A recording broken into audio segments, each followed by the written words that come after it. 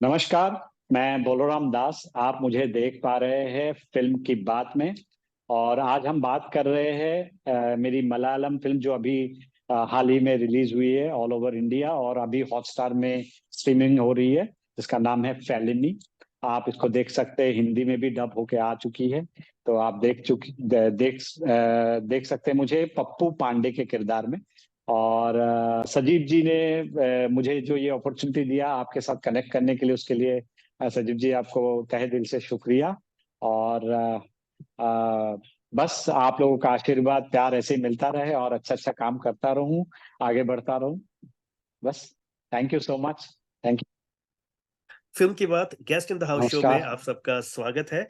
आज हमारे साथ एक बहुत ही सीजन्ड एक्टर आज हमारे साथ जुड़े हुए हैं। हमारे लिए ये खुशकिस्मती की बात है कि इन्होंने अपना एक प्रीशियस टाइम निकाला हमारे लिए बातचीत करने के लिए। इनका नाम है बोलाराम दास। इन्हें आपने बहुत सारी फिल्मों में, बहुत सारी एडवर्टाइजमेंट में और बहुत सारी वेब सीरीजों में खूब देखा है और काफी सालों से आप इनको देख रहे हैं, सराह रहे हैं। तो बोलाराम भाई, बहुत बहुत स्वागत है आपका। थैंक यू सो मच सजीव जी मुझे बुलाने के लिए। And thank you so much. तहे दिल से शुक्रिया बोलाराम भाई, इतना इतने बिजी जी। शेड्यूल में भी आपने समय निकाला बातचीत के लिए। तो आपने बहुत सारी लैंग्वेजेस में काम किया, लाइक हिंदी में आपने खूब काम किया है, असमी भाषा में काम किया है, जी। इंग्लिश में काम किया है। और अभी रिसेंटली आपकी जी। एक मूवी आई है जो मलयालम भाषा में है, फेलिमी नाम है इसका। जी। और अभी जी। रिसेंटली हमने इसका डिजिटल प्रीमियर भी होते देखा डिज्नी हॉटस्टार पर। बहुत पसंद की जा जी। रही है फिल्म। जी। ये एक बहुत ही यूनिक सी जी। फैमिली के ऊपर ये फिल्म है। और बोलाराम ने उन्होंने एक एक्सटेंडेड कैमियो किया है इसके अंदर, जो बहुत ही हिलेरियस है। जी। एज यूजुअल इनकी कॉमिक टाइमिंग तो बहुत ही कमाल की है। तो बहुत बढ़िया रोल था ये। इस फिल्म के बारे में बताइए कि ये फिल्म आपको कैसे ऑफर हुई, और थोड़ा एक्सपीरियंस शेयर कीजिए। यहाँ पे आपने बेसिल जोसेफ के साथ काम किया, जगदीश जो बहुत ही वेटरन एक्टर है मलयालम सिनेमा के, उनके बहुत। साथ काम जी। किया। जी। तो कैसा एक्सपीरियंस रहा? क्या लैंग्वेज कभी कोई एक बैरियर की तरह सामने आया, या कैसा रहा पूरा एक एक्सपीरियंस? थोड़ा सा बताइए हमें। जी। एक्चुअली मैं पिछले साल दिल्ली में एक शूट कर रहा था, एक वेब सीरीज शूट कर रहा था, जिसके दौरान मुझे इस फिल्म का जो डायरेक्टर है नीतीश अच्छा। सचदेवा, उन्होंने फोन किया और उन्होंने मुझे पूछा कि सर, मैं एक फिल्म बनाने जा रहा हूँ और मेरी ये डेब्यू फिल्म है, और मैंने आपकी फिल्म देख रखी थी वेलकम होम। अच्छा। आपने देखी है कि नहीं पता नहीं। वो फिल्म सजीव जी पहले आई थी सोनी लिव पे। जी, अभी जी। सोनी लिव पे अवेलेबल नहीं है। हुँ। लेकिन आपने अगर सुना होगा तो वेलकम होम नाम था उस फिल्म का। तो उस फिल्म जी, मैंने देखी है सर वो फ़िल्म। साउथ जी, जी। देखिए ना, तो उस फिल्म को साउथ में बहुत पसंद किया गया, स्पेशली इन केरला। जी। तो बहुत सारे लोग हैं जिन्होंने मुझे मैसेजेस इंस्टाग्राम के थ्रू हो या फेसबुक के थ्रू हो भेजा था। उनमें से अपने नीतीश भी एक थे जिन्होंने वो फिल्म देख रखी थी। जी। तो उनको शायद कहीं ना कहीं लगा होगा कि इस एक्टर के साथ काम किया जा सकता है। तो और इस फिल्म में एक किरदार था पप्पू पांडे का, जो हाँ, कि हाँ। नॉर्थ बेल्ट से एक रोड ट्रिप फिल्म है। तो जी। उसमें एक कैरेक्टर आता है हिंदी भाषी जो पप्पू पांडे नाम का है, बड़ा ही इंटरेस्टिंग कैरेक्टर था। तो उन्होंने मुझे फोन किया और बोला कि आपके लिए मेरी फिल्म में एक छोटा सा कैरेक्टर है, इफ यू डोंट माइंड। आप बहुत अच्छा अच्छा काम कर रहे हो, लेकिन मुझे पता नहीं आप ये कैरेक्टर करना चाहोगे कि नहीं। मतलब प्लीज मुझे एक बार ब्रीफ तो दीजिए। तो उन्होंने ब्रीफ दिया और मुझे बड़ा ही इंटरेस्टिंग लगा। हुँ, और हुँ। मेरे लिए भी एक अपॉर्चुनिटी था कि साउथ के इंडस्ट्री में अपने काम को दिखाने का, एज एन एक्टर अपने आप को इंट्रोड्यूस करने का। जी, जी। तो ये एक मौका मिला। और मैंने जब सुना कि ये लोग काम कर रहे हैं, उनका मैं काम देख चुका हूँ। हुँ। मंजू जी का काम देख चुका हूँ, जगदीश जी का काम देख चुका हूँ। तो और ऊपर से बेसिल बेसिल जोसेफ का डायरेक्शन में भी काम देख चुका हूँ, जी। एक्टिंग में भी काम देख चुका हूँ। तो मुझे हाँ। लगा कि ये एक अच्छा अपॉर्चुनिटी है। और इतनी अच्छी टीम थी, मैं क्या बताऊं कि मुझे उन्होंने कहीं महसूस ही नहीं होने दिया कि मैं हिंदी बेल्ट से आया हुआ एक एक्टर हूँ। मुझे उन्होंने उस तरीके से ट्रीट किया जैसे मैं उनका ही फैमिली का मेंबर हूँ। और लास्ट डे जब शूट करके मैं आ रहा था, मुझे याद है कि उन लोगों ने बोला कि हम लोग फिर से काम करेंगे जल्दी ही, और कोई एक नया प्रोजेक्ट आए। मैं तो वेट कर रहा हूँ कि यस। और फिल्म रिलीज होने के बाद बहुत ही अच्छा रिस्पांस मिला, स्पेशली फॉर पप्पू पांडे। हुँ, उनको हुँ। लोगों ने बहुत बहुत पसंद किया। इस तरह जी। से इस फिल्म की जर्नी रही। नहीं थैंक नहीं, यू। बहुत ही शानदार कैरेक्टर है। और जब आप आते हैं जी, उसके बाद वो एक थोड़ा अलग ही एक फ्लेवर आ जाता है मूवी के अंदर ना, एक एक नॉर्थ इंडियन एनर्जी है, फ्लेवर उसके अंदर आ राइट। जाता है, और बहुत खूबसूरत तरीके से। करेक्ट, जी जी। तो हम करेक्ट। हमने आपने भी वेलकम होम की बात करी, मैं उस फिल्म पे भी आना चाहूंगा। वो मुझे लगता है कि एक जी, ऐसी फिल्म थी जिसने मतलब आपको लोग देख तो रहे थे बहुत सारी एडवर्टाइजमेंट में, बहुत सारी जी, फिल्मों जी, में भी जी, आपको देख रहे थे, लेकिन वो जी। फिल्म जब आई तो बेशक बहुत कम लोगों ने हम्म, उसको देखा, लेकिन वो एकदम मीडिया में और क्रिटिक्स के वर्ल्ड में एक बहुत बड़ा एक बहुत अच्छे तरीके से उसको वो मिली उस फिल्म को। और जो आपका जी, कैरेक्टर था जी। वो उसको देख के तो मतलब मैं सच में बताऊं, मुझे एकदम फील होने लग गया था कि यार ये कैरेक्टर ऐसा कैसे हो सकता है, तो इतना नेगेटिव, इतना डार्क कैरेक्टर जो आपने प्ले किया, इसके बारे में कुछ बताइए। ये फिल्म जो है ये किस तरह से विजुअली आई सामने, और कैसे आपको ये मतलब आपको आपकी जिस तरह की एक पर्सनैलिटी, एक सूदिंग सी पर्सनैलिटी है, आपको किस तरह से इस तरह के एक रोल में डायरेक्टर ने विजुअलाइज किया, थोड़ा सा बताइए उस बारे में। जी, जी सजीव जी, एक्चुअली ये फिल्म मैं कर ही नहीं रहा था, वेलकम होम। किसी जी। और को कास्ट किया गया था, for some reason at the moment cast को चेंज करना पड़ा। हाँ। और उस कास्ट में कश्मीरा ईरानी, एक जो मेन जी। प्रोटोगनिस्ट है लड़की, वो और मेरी वाइफ जो प्रेरणा का कैरेक्टर जिन्होंने हाँ किया। हाँ हाँ। तो इन दोनों ने जब मेरा नाम उनको बोला, कि एक्चुअली जब भी हम लोग प्रोजेक्ट करते हैं तो हम दोनों ही एक्टर है, तो हम लोग डिस्कस करते हैं। तो अच्छा। जब टीना ने, मेरी वाइफ टीना, उन्होंने जब मुझे डिस्कस किया था इस फिल्म के बारे में, तो मैंने बोला ये भोला वाला कैरेक्टर कौन कर रहा है, it's a very interesting character. तो उन्होंने ओके। बोला था ये कास्ट हो चुका है। हाँ। तो ठीक है, मैंने बोला बढ़िया है, नहीं तो मैं मतलब इंटरेस्टेड था इसके लिए। अगर कोई कास्ट नहीं हो तो I want to give an audition for that character. Okay. फिर उन्होंने बोला ओके। नहीं, कास्ट हो चुका है। मतलब ठीक है, इट्स ओके। फिर हाँ। वो लोग शूट पे चले गए। चले जाने के बाद जब किसी कारणवश उनको मतलब ये प्रॉब्लम फेस करना पड़ा, तब उनको अर्जेंट बेसिस पे किसी एक्टर को चाहिए था जो जंप इन कर सके उस कैरेक्टर को लेके। तो जब मुझे कॉल आया, मैं आई वाज शॉक्ड कि मैंने तो बस ऐसे ही सोचा था कि कैरेक्टर करने को मिलता तो अच्छा रहता। जी। बट फॉर्चुनेटली वो कैरेक्टर शायद मेरे लिए लिखा हुआ था।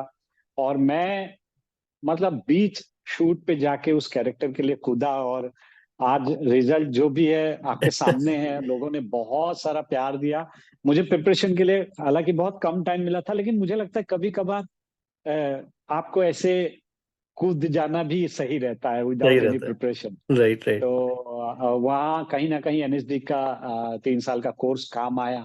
और ऐसे जंप इन करने के बाद जो मुझे रिजल्ट मिला, जो मुझे रिस्पांस मिला, अनबिलीवेबल था। एक निगेटिव कैरेक्टर के लिए लोगों का इतना सारा प्यार हम्म। मैंने इमेजिन किया था। मतलब बहुत ही डार्क एक फिल्म में इतना डार्क कैरेक्टर करने के बाद किसी को इतना प्यार मिलना, ये हाँ एक्टरों के लिए सबसे बड़ी बात होती है कि हम हमारे किरदार को पसंद किया जाता है, तब हम अपने आप को सक्सेस हाँ। मानते हैं। जी। हाँ, इनफैक्ट जब आपने वो रोल पढ़ा। उसका एक रिवर्ड ये फेलिनी भी है, उसका एक रिवर्ड राइट फेलिनी राइट। भी है। हाँ राइट राइट। और मतलब जब आपने वो रोल पढ़ा तभी कहीं ना कहीं आपने उसको इमेजिन कर लिया होगा, तो हो सकता है कि वो जो एक एक्चुअली माइंड में। हाँ। हाँ। मुझे एक्चुअली थोड़ा सा अपनी पर्सनैलिटी के ऑपोजिट जाके काम करने में अच्छा लगता है। क्योंकि लोग मुझे जिस तरीके से देख पाते हैं, मैं अगर उसका ऑपोजिट कुछ प्ले कर पाता हूँ तो मेरे लिए भी वो चैलेंजिंग हो जाता है, और लोगों चैलेंजिंग। के लिए भी एक सरप्राइजिंग हो जाता है कि बिल्कुल। हाँ ये, अरे ये तो ऐसा दिखता नहीं, लेकिन इसे कैसे कर लिया था। एग्जैक्टली मैं वही कह रहा हूँ ना, कि मैंने जब देखा उस रोल में आपको, मैंने कहा यार ये क्या है। बहुत सरप्राइजिंग था वो। अच्छा, उससे पहले ही मेरा डेयरी मिल्क का एड आया था। तो हाँ डेयरी मिल्क वाले एड में बड़ा ही एक सीधा साधा कैरेक्टर है जो अपने हाँ। मालिक को बोल रहा है कि ऐसा ऐसा बेटे को आप लेके आओ। तो बहुत सारे लोगों ने उसको और इसको बहुत कंपेयर किया, क्योंकि एक ही साथ आया था वो एड, और अच्छा। वो हाँ बहुत चल रहा था टीवी में। तो लोगों ने बहुत कंपेयर किया। मुझे बहुत खुशी हुई कि दोनों शेड लोगों को हाँ। बहुत अच्छा लगा, बहुत पसंद आया। जी। तो बोलो भाई, जी, कुछ अपने जर्नी के बारे में बताइए। आप आसाम से निकले, दिल्ली आए, एनएसडी ज्वाइन किया, जी, थिएटर किया, फिर मुंबई आए, और आपने जी, इतनी सारी फिल्में करी, मतलब आपकी फिल्मोग्राफी इतनी बड़ी है। तो जी, थोड़ा सा अपनी जर्नी के बारे में बताइए कि कैसे ये ओवरऑल स्टार्ट हुआ। मतलब ये तो सब जानते हैं, इससे भी पहले का बताइए कि जी। कहाँ से ये जो एक्टिंग है ये आपने सोचा कि मुझे करना है। अ, मतलब जर्नी तो बहुत लंबी है, खैर। लेकिन मुझे जहां से याद है कि मैं क्लास सेकेंड और थर्ड में होऊंगा। जी। ये करीब 90s की बात है, हाँ 90 जी। 91 की बात है। हमारा एक वहाँ पे मेच्योर ग्रुप था थिएटर हाँ का। हाँ। मेरे एक दोस्त थे जो जिनका नाम रूपांकर दास था, उन्होंने वो थिएटर ग्रुप ज्वाइन किया था। तो हम जब प्राइमरी स्कूल में पढ़ रहे थे तो मैंने देखा कि वो लोग कहीं शाम को जाते हैं घूमने। तो मैंने बोला कहाँ जाते हो तुम लोग? बोला हम लोग नाटक करने जाते हैं, नाटक सीखते हैं, एक्टिंग सीखते हैं। अच्छा। बोला अच्छा मैं भी जा सकता हूँ क्या? तो बोला हाँ जा सकता है। तो मैं गया, कुछ दिन बैठा, तो फिर देखा ये तो बहुत अच्छी चीज है। फिर टाइम बीतता गया और धीरे धीरे मुझे भी एक प्ले में ले लिया गया। फिर जब वो प्ले किया करने के बाद, जब वो आस पड़ोस के लोगों ने वो प्ले देखा, अगले दिन जब मैं जा रहा था, ए बोलो तूने बहुत अच्छा काम किया, वो जो रिकॉग्नाइजेशन है, वो जो कहीं ना कहीं एक अप्रिसिएशन है, वो कहीं ना कहीं एक दिल में कहीं ना कहीं जगह बनाने में कामयाब रहा कि ये चीज अच्छी है। एक हम्म। सोसाइटी में आपको एक रिकॉग्नाइज किया जा रहा है। धीरे धीरे धीरे धीरे उस ग्रुप के थ्रू मैं नाटक करता गया। फिर इलाहाबाद में 92 में ही मुझे बेस्ट चाइल्ड अवार्ड मिला ऑल इंडिया ड्रामा कंपटीशन में। तो पेपर वगैरह में नाम आ गया। तो धीरे धीरे और इंटरेस्ट बढ़ता गया। तो धीरे जब मैं कॉलेज पहुंचा, साइंस में था, तो मैंने पढ़ाई की वजह से कुछ एक साल गैप दे दिया था। फिर एनएसडी का रेperटरी का प्ले हमारे रविंद्र भवन में उसका शो किया गया था, जिसमें से मैंने दो नाटक देखा था, देखे थे, जिसमें से एक उसका बचपन और एक है समथिंग, और एक कोई प्ले था विजय तेंदुलकर जी का। हाँ, ये दो प्ले देखने के बाद अचानक से मुझे लगा ये लोग कौन है। फिर मैंने ब्रोशर में नाम देखा, नेशनल स्कूल ऑफ ड्रामा। तो नेशनल स्कूल ऑफ ड्रामा क्या है, गूगल में सर्च किया तो पता चला वहाँ 3,000 रुपये मंथली दे के आप, मतलब आपको मिलता है स्कॉलरशिप, जी और जी। आप एक्टिंग सीख सकते हो। और वहां से इरफान खान, नसीरुद्दीन शाह, राज बब्बर, ये ओम पुरी, ऐसे लोग वेटरन वेटरन एक्टर निकल चुके हैं वहां से पास आउट होके। तो मुझे लगा बस अब मुझे यही करना है शायद। अब जो हम्म। होगा देखा जाएगा। मैंने ग्रेजुएशन किया, बोरिया बिस्तर उठाया और दिल्ली पहुंच गया। जी। तो फर्स्ट अटेम्प्ट में हुआ नहीं, और दूसरे अटेम्प्ट में हो गया।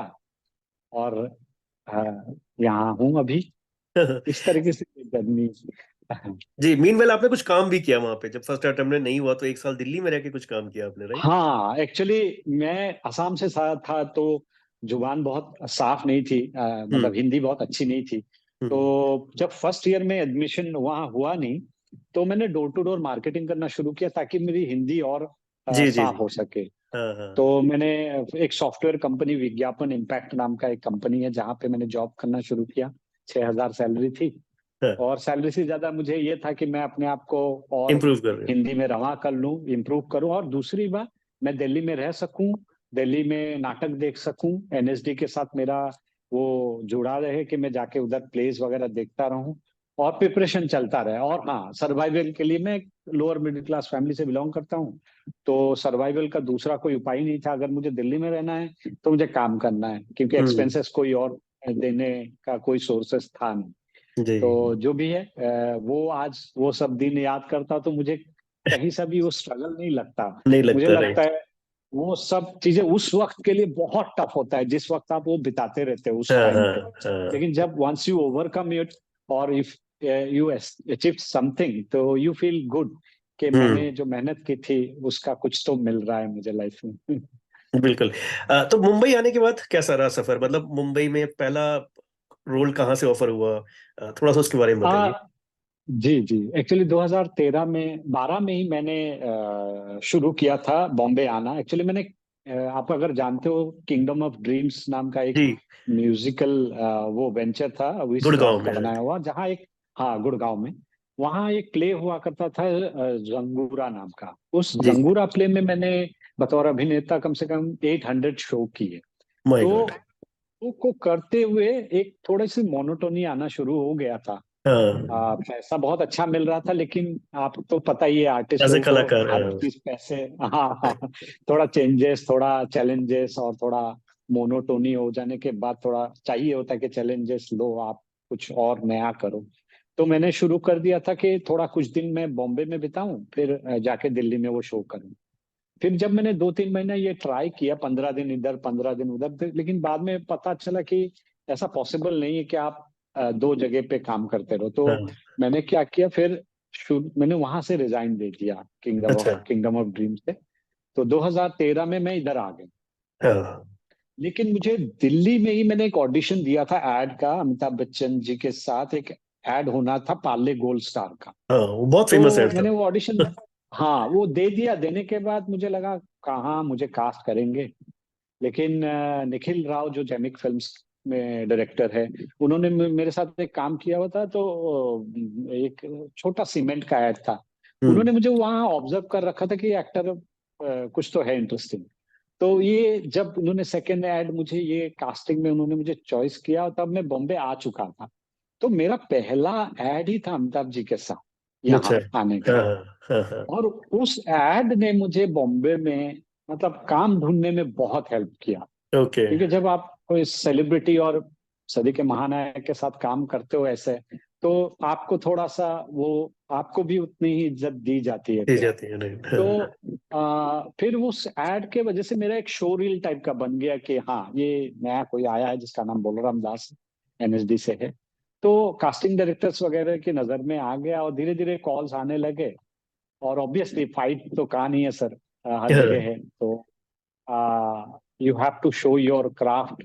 और अगर आप कुछ अलग हो, कुछ इंटरेस्टिंग हो, तभी आपको लोग लेना पसंद करते हैं। तो कोशिश हमेशा यही रही है कि मैं कुछ अलग कर पाऊं और कुछ खास कर पाऊं, लोगों के दिलों में थोड़ी सी जगह बना पाऊं। और कोशिश जारी है। इट्स अ जी जी, लॉन्ग जर्नी, बहुत लॉन्ग जर्नी। बहुत आप कामयाब हैं इस मामले में, क्योंकि बहुत जगह आपने बनाई जी है बहुत लोगों के दिलों में। जी मनोरम भाई, ये जो आपने एडवर्टाइजमेंट की बात करी, मुझे लगता है कि ये बहुत ही इंटरेस्टिंग सा एक फील्ड है, क्योंकि इसमें बहुत कम समय मिलता है एक एक्टर के पास अपना सब कुछ दिखाने में, मतलब एक यस कैरेक्टर को भी डिपिक्ट करना यस है, कुछ इमोशंस लाने हैं, यस कुछ अपना भी दिखाना होता है कि भाई हाँ, कि है ना। यस। तो वो जो एडवर्टाइजमेंट की जो फील्ड है, उसमें आपने बहुत काम किया है, मतलब मेरे ख्याल से बहुत अच्छे जी अच्छे एक्टरों के साथ। इवन शायद जी मुझे याद आ रहा जी। है कि सत्यमेव जयते का भी आपने ऐड किया था, जिसमें वो, हाँ राइट हाँ, राइट, तो बिगिनिंग। वो बड़ा हाँ इंटरेस्टिंग सा राइट। वो है। और ऐसे बहुत सारे ऐड मुझे अभी याद नहीं आ रहे, लेकिन मैंने बहुत एड्स में आपको देखा है। तो उस फील्ड के जी बारे में कुछ जी। बताइए, जो एडवर्टाइजमेंट जो एक फील्ड है, उसमें किस तरह का चैलेंज रहता है और आप उसे कैसे ओवरकम करते हैं? एक तो मुझे जो चेंजेस आते हुए नजर आ रहा है कि पहले ना बहुत ऐसे मॉडल फेसेस को लेके एड्स बनाए जाते थे, मतलब जी। बिगिनिंग में जब मैं आया ही था। हाँ। लेकिन धीरे धीरे ये मार्केट थोड़ा चेंज हुआ, स्क्रिप्ट ओके। आने लगे, परफॉर्मेंस ओरिएंटेड स्क्रिप्ट आने लगे प्रोडक्ट में। अच्छा। तो इमोशनल डीलिंग होने लगे। आप मतलब मुझे लगता है एड्स में अभी इमोशन बेचते हैं लोग प्रोडक्ट राइट। से ज्यादा। हाँ हाँ हाँ। तो जो इमोशन क्रिएट करने के लिए कुछ अच्छे एक्टरों को वो लोग हायर करने लगे हाँ। Product wise. तो मुझे लगा धीरे धीरे हम जैसे चेहरे या हम जैसे एक्टर्स के पास एक और अपॉर्चुनिटी खुल गया, रादर देन फिल्म्स और सीरियल और टीवी के अलावा, जिसमें आप 30 सेकेंड में आप अपना क्राफ्ट दिखाने में कामयाब हो जाते हो बिकॉज ऑफ द स्क्रिप्ट। और बहुत सारे ऐसे डायरेक्टर है मुझे लगता है इसमें एड डायरेक्शन में, जो बहुत ज्यादा टैलेंटेड है। वो हम्म लोग इतने अच्छे डायरेक्टर है कि 30 सेकेंड में कैसे इमोशन को कैप्चर करना है, कैसे स्टोरी टेलिंग करनी है, कैसे एक इमोशनल ग्राफ लोगों के माइंड में घुसाना है, ये मुझे लगता है उनको बाखूबी आता है। जिसके हम्म वजह से मुझे लगता है मैं अगर किसी को एक ऐड भेज रहा हूँ ना, वो मेरे लिए एक तरीके से स्टोरी बन जाता है। राइट, सही बात है। तो एड एक तो ऑब्वियसली पैसा बहुत अच्छा हम्म। होता है, जिसके वजह से आप अगर एक ऐड कर लेते हो तो आपका महीने भर का खर्चा आराम से निकल जी जाता है, वो जी। एक अलग मुद्दा है। हाँ। लेकिन आप फिल्में चाहते हो, आप वेब सीरीज चाहते हो, ताकि आप एक बड़ा काम कर सको और लोगों के बीच में जा सको। लेकिन एड्स एक ऐसा मार्केट है जिसमें एक्टरों के लिए अभी बहुत स्कोप है। हम्म और अभी क्या हो गया ना, एड में भी दो तीन कैटेगरी हो गई है। जैसे हम्म टीवीसी है, डिजिटल है, हम्म हॉल में ऐड अलग चलता है, यूट्यूब में अलग चलता है। तो मतलब अभी इंस्टाग्राम के लिए भी अलग से ऐड बनने लगे। तो हम्म। मार्केट एक्सपैंड होता जा रहा है। सो नहीं। एक्टरों के लिए भी अपॉर्चुनिटी ज्यादा है। थोड़ा मुझे कुछ कुछ न्यू कमर्स आके पूछते हैं कि कैसे ऐड को क्रैक किया जाए। There is no certain rules. आप हम्म ऑडिशन देते रहो, आपकी फेस की जब जरूरत पड़ेगी लोग हायर कर लेंगे। और हम्म ऑब्वियसली आपका ऑडिशन भी उस लेवल का होना चाहिए कि आपको चूज करने के लिए लोग मजबूर हो जाएं। तो हम्म हमारी हमेशा कोशिश रहती है अभी भी, जब भी ऑडिशन भेजते हैं हम अपना बेस्ट दे। बाकी आगे क्लाइंट और एजेंसीज के ऊपर होता है। सारी चीज। बिल्कुल। हाँ, मुझे लगता है कि जो एडवर्टाइजमेंट है it's it's like almost like an IPL, कि मतलब कई कई जो एक्टर होते हैं वो जैसे जैसे कई क्रिकेटर होते हैं आईपीएल में ही चल जाते हैं, तो भी उनके पास एक जीने लायक मटेरियल हो जाता है। तो अब नहीं जैसे मान ज्यादा। लीजिए, हाँ। जैसे अभी एक जी जी। अक्षय कुमार का एक ऐड आता है धूम्रपान का, वो लगभग हर फिल्म से पहले वो हाँ चलता है। तो उसमें एक वो जो एक जी। कैरेक्टर है जो अक्षय कुमार जिससे बात करता है, हाँ हाँ हाँ जी उनको जी उनके जी। फेस को पूरी दुनिया आज पहचानती है सिर्फ एक ऐड की वजह से। और हाँ अब मैंने देखा बहुत सारी जी। फिल्मों में भी नजर आ रहे हैं वो छोटे छोटे रोल के अंदर। यस तो यस यस। ये है राइट। वो एक तो उसकी विजिबिलिटी बहुत ज्यादा है आजकल हाँ जी। एडो में, हाँ क्योंकि हाँ। हर हर सीरीज में, हर सीरियल के बीच में, हर प्रोग्राम के बीच में एड्स आते ही है। हम्म तो अगर आपका ऐड कोई ऐसा ऐड है जो चल ही रहा है बार बार, तो हम्म नजर में आप आ जाते हो। अगर हम्म। और थोड़ा वही इमोशन ड्रिवन या स्क्रिप्ट ड्रिवन मतलब एड्स होते हैं, तो एक्टरों एक्टरों के लिए भी अच्छा है, क्योंकि वो फिर कोई भी कास्टिंग डायरेक्टर देख लेता है या डायरेक्टर दे रही, ये कौन है एक्टर, इनको बुलाओ जरा इस राइट कैरेक्टर राइट। के लिए वॉट एवर। तो हम्म। कभी कभार वो हमारे लिए बहुत अच्छा काम, शो रील जैसा काम कर लेता है। राइट। अच्छा बोलो ना भाई, आपने मतलब अपने 12-13 साल के जो सफर रहा है मुंबई में, उसी में आपने बहुत सारे बड़े बड़े डायरेक्टरों के साथ काम कर लिया, जैसे शाद अली हो गए, जी जी मतलब बहुत सारे डायरेक्टर जो टॉप के, जैसे सुजॉय घोष हो गए, राइट। तो जी जी जी। कभी कोई ऐसा कॉम्प्लीमेंट आपको मिला हो जो याद आता हो, किसी डायरेक्टर ने आपको कोई कॉम्प्लीमेंट इस तरह का दिया हो जो आपको मतलब बहुत एक प्राइज लगा हो जैसे? ऐसा मतलब ये तो नहीं बोलूंगा कि मतलब लोगों के साथ काम करने में मुझे हमेशा ही अप्रिसिएशन ही मिला है, क्योंकि मैं बहुत डिसिप्लिन और मैं बहुत हार्ड वर्किंग पर्सन हूँ, जिसके वजह से शायद मैं हर सेट में कोशिश करता हूँ, मैं अपने जोन पे रहने के काम करने की कोशिश करता हूँ। तो उसके वजह से हर मैं ये बात आप किसी डायरेक्टर को पूछेंगे जिसके साथ मैं काम कर चुका हूँ तो ज्यादा बेहतर होगा।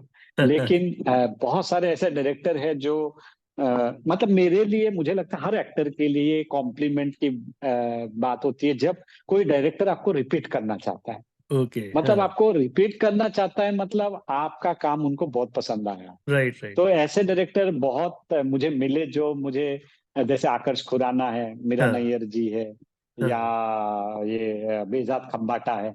बेजात के साथ मैंने एक छोटा सा ही कैरेक्टर पहली उनकी पहली फिल्म ब्लैंक में किया था। फिर हाँ उन्होंने मुझे डायरेक्ट कास्ट के लिया अ थर्सडे के लिए। हाँ फिर आकर्ष खुराना ने मुझे 2-3 प्रोजेक्ट वैसे देते गए। मीरा हाँ नैयर जी के साथ मैंने वेडिंग एक वो किया था। फिर उन्होंने मुझे उसके सुइटेबल बॉय में एक छोटा सा किरदार निभाने के लिए बुलाया।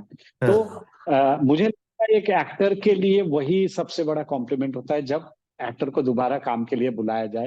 मुझे हाँ। लगता है वही सबसे अप्रिशिएशन होता है कि मैं आपके साथ फिर से काम करना चाहता हूँ, right because right. You are good. Right. तो बोला ना भाई, कभी ऐसा हुआ कि कोई कैरेक्टर आपने प्ले किया हो और उस कैरेक्टर के मैनरिज्म्स, उसके बोलने का तरीका जो है, वो आप घर भी ले आए हो या बाहर किसी से आपने इंटरेक्ट करते हुए उसको यूज किया हो? कभी हुआ ऐसा? ये नाटक में हुआ है, क्योंकि फिल्म में एक ऐसा प्रोसेस होता है जिसमें आप ज्यादा दिन नहीं रहते हो, हाँ मतलब जी। क्योंकि इंडिया में उस प्रोसेस में बहुत कम काम होता है कि आप 6-6 महीने कैरेक्टर प्रिपरेशन में रहते हो। मैंने उस तरीके से कोई प्रोसेस अभी तक किया नहीं कि मैं 6 महीने कैरेक्टर के लिए रहूं। हाँ तो उसमें होता है, क्योंकि बाहर निकल के हाँ में आने के लिए थोड़ा सा प्रॉब्लम होता है। लेकिन जब हमने, मुझे याद है जब मैं एनएसडी में था और हम लोग इस स्टीनबर्ग का एक प्ले किया था, प्ले का मतलब सीन वर्क किया था, हाँ जिसमें फादर प्ले का नाम था। वो फादर के कैरेक्टर के लिए हम सभी एक्टरों ने कम से कम 3-3 4-4 महीने का एक प्रोसेस में हम रहे थे। तो हम्म। और बड़ा ही वो एक अलग डीप सब्जेक्ट में काम एक हुआ था, जिसके वजह से उस कैरेक्टर से बाहर निकलने में हमको ऑलमोस्ट सभी एक्टर, मेरे बैच में जितने लोग थे, सबको बाहर निकल के आने के लिए ने दूसरी चीजों का सहारा लेना पड़ा। मतलब अच्छा। हम लोग किसी किसी ने म्यूजिक का सहारा लिया, किसी ने किसी और प्ले का सहारा लिया, किसी और कैरेक्टर का सहारा लिया।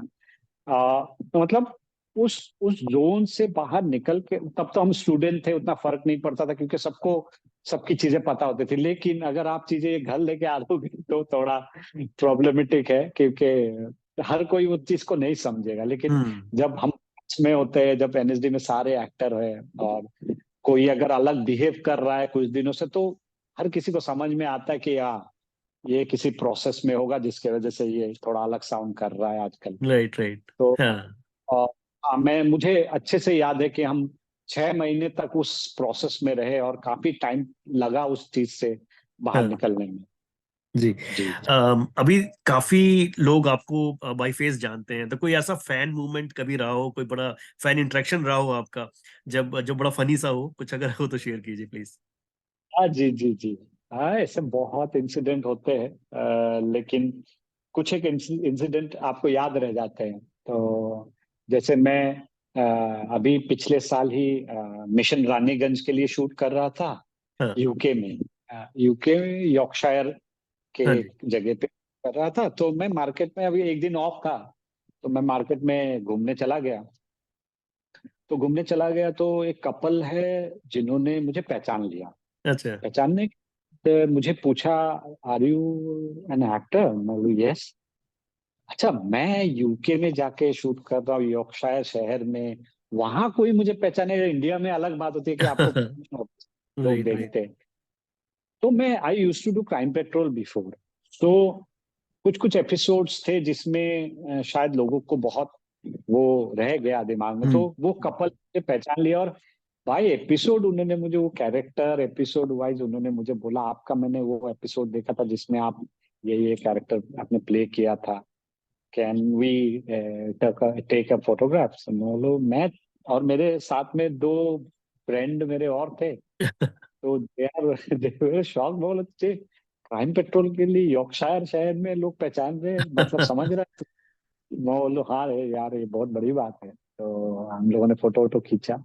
तो इस तरह का मोमेंट जब बाहर होता है विदेश में जाके, तब हम्म। अच्छा लगता है कि मतलब लोग आपको कोने कोने में देखते हैं, मतलब सो एक अभिनेता के तौर पे बहुत रिस्पॉन्सिबल फील होता है तब जाके, कि लोग आपको कहाँ कहाँ देख रहा है, you never know. Never know कोई राइट। बैठ के भी आपको देख रहा है, कोई चाइना में भी देख के बैठ के देख रहा है आपको। तो so it's a very very मतलब ओवरवेल्म्ड थिंग कि नहीं, आपको बिल्कुल इतना। बिल्कुल। हाँ, क्योंकि देखिए उनको वो एपिसोड याद है, उनको कैरेक्टर भी याद है, तो आप सोचिए कि मतलब वो कैरेक्टर वो कहीं ना कहीं बहुत डीपली टच हुआ होगा, राइट। तो ये बहुत एक बड़ी बात है कि एक कैरेक्टर आपने इस तरह से प्ले किया जो शायद आपको खुद भी याद नहीं हो, लेकिन उनको वो टच खुद भी, कर गया। पर वैसा होता है कि एपिसोड वाइज जब कैरेक्टर की बात करते हैं, मैं ऑब्वियसली 7-8 साल पहले की बात है, थोड़ा भूल भी जाते हैं हम लोग। हाँ लेकिन उनको जब कैरेक्टर वाइज याद रहता है, तब सच में बहुत अच्छा लगता है कि लोगों बिल्कुल। को बहुत पसंद आया होगा, तभी इतना वो एग्जैक्ट बोल पा रहे हैं। अच्छा चलिए, एक वैसे ही थोड़ा फनी सा क्वेश्चन है कि मान लीजिए आपको एक फिल्म में मेन लीड कास्ट किया जा रहा है और आपका जो साइड किक है, या कह लीजिए आपके साथ का जो एक है, वो कोई जानवर होना चाहिए, तो कौन सा जानवर आप प्रेफर करोगे? वैसे तो मैं जानवर के साथ बहुत अटैच हूं नहीं, मतलब मैं पेट लवर्स हूं नहीं, लेकिन मुझे नफरत भी नहीं है मतलब जानवरों से। लेकिन अगर वैसा बोलोगे तो मैं बर्ड्स बर्ड्स मुझे बहुत पसंद है। तो ओके। तोता तोता टाइप का कोई चीज हो जो जिसको मैं अपना सकूं, मतलब वो मेरी, मैं मतलब मुझे लगता है बर्ड्स के साथ मैं थोड़ा कनेक्ट कर पाऊंगा अपने आप को। हाँ। अदरवाइज वो फिश बहुत पसंद है। अच्छा। आ, पता नहीं, फिश के साथ बहुत एफिशिएंट रहा है बचपन से, क्योंकि मैं एकदम नदी के किनारे रहता था। अच्छा हाँ। तो कोई फिश भी को एक्टर होगा तो कोई दिक्कत नहीं। ठीक है, कोई ऐसा ड्रीम रोल जो आप करना चाहते हो? ट्रिकी ट्रिकी क्वेश्चन एक्चुअली, क्योंकि आप कैसे कम्युनिकेट करते हो, कैसे उसको अपना बनाते हो, वो जैसे मेरे मेरे मेरी एक फिल्म थी, ये अपनी हाईजैक, वो ये हाँ हाँ आकर्ष खुराना का, हाँ जिसमें हाँ मुझे पूरे टाइम एक आईपैड में ही रहना था। हाँ तो हाँ। मेरे लिए वो आईपैड ही को एक्टर था एक तरीके से। IPad man. और देख रहा हूँ नहीं देख रहा हूँ वट एवर, लेकिन I have to response with this device only. पूरा राइट राइट। पूरी फिल्म में मैं उसी के साथ रहा। हाँ हाँ सो हाँ। कभी कभी ऐसा जरूरी नहीं कोई लिविंग थिंग हो, नॉन लिविंग थिंग को भी आप उतना ही शिद्दत से को एक्टर बना सकते हो। बिल्कुल। बोलो राम भाई, कोई ड्रीम रोल जो आप करना चाहते हो और उस रोल में आप अपने आप को मतलब कोई भी दे सकते हो, आप जैसे किसी आइकॉनिक कैरेक्टर का भी ले सकते हो जो आपको लगता है, कोई हिस्टोरिक कैरेक्टर भी हो सकता है, कोई माइथोलॉजिकल कैरेक्टर भी हो सकता है, तो कोई ऐसा रोल आपके वो जहन में आता है अपने लिए? कैरेक्टर बहुत दिमाग में आता है। एक तो विवेकानंद जी, जी। विवेकानंद जी और सुभाष चंद्र बोस। हाँ। इन दोनों के, पता नहीं, दोनों की आइडियोलॉजी अलग थी, दोनों के पर्सनालिटी अलग थी, लेकिन कहीं ना कहीं मुझे दोनों बहुत पसंद है। और हम्म। कभी मैं, पता नहीं, अगर मैं विवेकानंद जी की तरह वो करूंगा, मतलब कभी मैं अपने आप को लुक टेस्ट में वो ले जाऊंगा तो मुझे, और सुभाष चंद्र बोस जी का भी, तो मुझे लगता है मैं उसके करीब अपने आप को ले जा पाऊंगा। बाकी जो उनकी नेचर, वो बिहेवियर, वो अलग चीज है। हम्म। लेकिन मुझे लगता है मैं बहुत अंदर से उनको करीब देखता हूँ।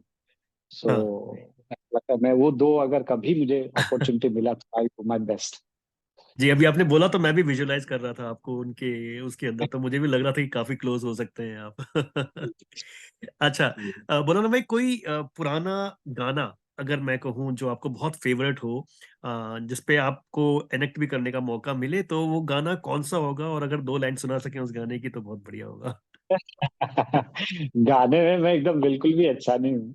नहीं कोई बात नहीं, ये हमारा यहाँ लेकिन का रिवाज है, हम जो भी गेस्ट आते हैं ना उनको हम गाना जरूर गवाते हैं। लेकिन मुझे पहले देवानंद बहुत पसंद थे। तो देवानंद जी का सारी सारी फिल्में बहुत पसंद है, और उनके गाने भी बहुत फेमस थे सारे। जैसे, लेकिन मतलब अभी तो वैसे आ नहीं रहा, लेकिन एक गाना जो है, दिल का भंवर करे पुकार, प्यार का राग सुनो, प्यार का राग सुनो रे, ओ दिल का भंवर करे पुकार, प्यार का राग सुनो, प्यार का राग सुनो रे, ओ। क्या बात है भाई, इतना बढ़िया तो गाते हो आप कह रहे हो मैं गाता नहीं हूँ। मैं तो चलिए। जो स्टेज स्टेज वाली सिंगिंग, जी जी। लेकिन जो क्लासिकल या क्राफ्टेड सिंगिंग नहीं है हाँ, बस। ऑफ कोर्स वो तो ठीक है। आने वाले प्रोजेक्ट क्या क्या है भाई? कहाँ कहाँ देख सकते हैं हम आपको? अगर आप इस बारे में आपने सुना होगा, दिल्ली बुरारी डेथ के जी जी ऊपर जी। आपने हाँ हाँ हाँ। हुई, तो उसके ऊपर मैंने एक सीरीज की है। अभी तक उसका टाइटल डिसाइड नहीं हुआ है, लेकिन अगले साल मोस्ट प्रोबेबली वो आपको देखने को मिलेगी। और 8 एपिसोड का एक वेब सीरीज होगा, जिसमें मैंने ललित का किरदार प्ले किया है। और वो मेरे लिए एक बहुत ही चैलेंजिंग काम था। और मैं उस प्रोजेक्ट को लेके बहुत ही एक्साइटेड हूँ, क्योंकि मैंने जब ये हाउस ऑफ सीक्रेट्स देखा था, हम्म। और से लेके उस टॉपिक को लेके जब 2 साल तक बात होती रही मुझे, मेरी और डायरेक्टर के बीच में, और जब हम उस चीज को अचीव करने गए, तब मुझे महसूस हुआ it's a very tough subject. और उसको हमने कितना, जितना भी हो सके हमने कोशिश किया कि उसको अचीव करने की। होपफुली आप लोगों को पसंद आएगी, और वो अगले साल हम कोशिश कर रहे हैं कि अगले साल लोगों के सामने आ जाए। वो एक मेरे हम्म। लिए बहुत एक्साइटिंग, मैं एक्साइटेड हूँ उस काम को लेके। और प्लस एक वेब सीरीज और है, नो किडिंग बोल के, गुलशन ग्रोवर जी है उसमें, वो कॉमेडी जॉनर में है। और एक है अमेजॉन मिनी के लिए, जेल डायरीज बोल के। ये ओके। 3 सीरीज जो मेरी आनी है। एक एंथोलॉजी है, लंत रानी नाम है, 3 नेशनल अवार्डी डायरेक्टर ने डायरेक्ट किया है, तो उसमें से एक स्टोरी में मैं हूँ। और 2-3 प्रोजेक्ट अभी शुरू हो रही है, तो होपफुली अगला साल कुछ कुछ अच्छा काम देखने को मिलेगा। हाँ। डेफिनेटली। डेफिनेटली, तो हम लोग को इंतजार रहेगा आपके इन सब कामों के लिए, और सभी के लिए बहुत सारी शुभकामनाएं, नया साल आपके लिए बहुत ही धमाकेदार हो। तो thank you so much Bolaram भाई, आपने समय निकाला और इतनी इंटरेस्टिंग बातें हमसे साथ शेयर करी, बहुत मजा आया बात करके। Thank you so thank you much. Sunil ji, ने मुझे बुलाया और बातचीत करने का मौका दिया, उसके लिए तहे दिल से शुक्रिया। एंड आपने बहुत अच्छे से फेलिनी के बारे में लिखा भी। जी। और ये एक मतलब साउथ इंडियन फिल्म होने के बावजूद लोगों ने बहुत पसंद की है नॉर्थ बेल्ट में भी, क्योंकि फिल्म का सब्जेक्ट बहुत अच्छा था। बहुत अच्छा तो है। लोगों को करने में, लोगों का कनेक्ट करने में ये लोग कामयाब हुए। तो जी। नीतीश वो इस फिल्म के डायरेक्टर है, और प्रोड्यूसर लक्ष्मी जी और गणेश जी, और इसका जो कास्ट था, मेन जो हाँ, कास्ट है, हाँ, मतलब चाहे वो जगदीश जी हो, मंजू जी हो, हाँ, और अपना संदीप हो, और इनका मैं मीनल मीनल जो जो हाँ जी, एजेड हाँ जी, कैरेक्टर था, हाँ, हाँ, हाँ, हाँ, मीनल, ये दे वर आउटस्टैंडिंग, मतलब राइट, उनके वजह से ये फिल्म इतना कामयाब हो पाया, और मैंने जितना हो सके मैंने कंट्रीब्यूट करने की कोशिश जी, जी। की। आप मतलब ये इंटरव्यू कर पा रहे, तो thank you to them also, thank you to you to invite me.